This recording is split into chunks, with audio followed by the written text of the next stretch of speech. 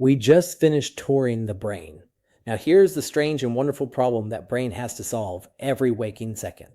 Out in the world, there's no color, no sound, no flavor. There's only physical energy, light waves, air pressure, chemical molecules. Your brain takes that raw energy and builds the entire rich experience you call reality. How? That's the question of this chapter. We start by separating two ideas people usually blur together. Sensation is a process of detecting physical energy and converting it into neural signals. Your sense organs picking up the raw data.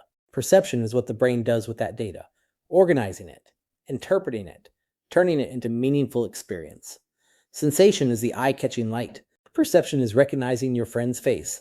The conversion of physical energy into neural signals has a name, transduction, and every sense organ is essentially a transducer translating one kind of energy into the electrical language of neurons.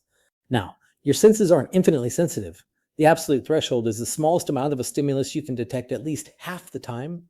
The faintest light, the quietest sound, below it, the signal is there, but you don't register it. There's also the difference threshold, the smallest change you can notice. And here's an elegant rule, Weber's law. The change you can detect is a constant proportion of the original.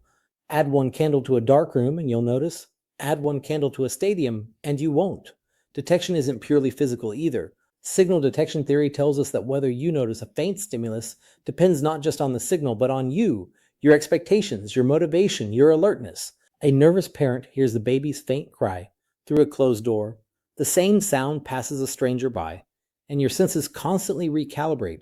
Sensory adaptation means that when a stimulus stays constant, you stop noticing it. You feel your clothes when you dress, then forget them all day. Step into a cold pool, and it's shocking, then fine. This is a feature, not a flaw. Your nervous system is built to notice change because change is where the important news lives. So we have the rules of the game, thresholds, signal detection, adaptation. Now let's watch them play out in the most studied sense of all, the one that dominates the human brain, vision.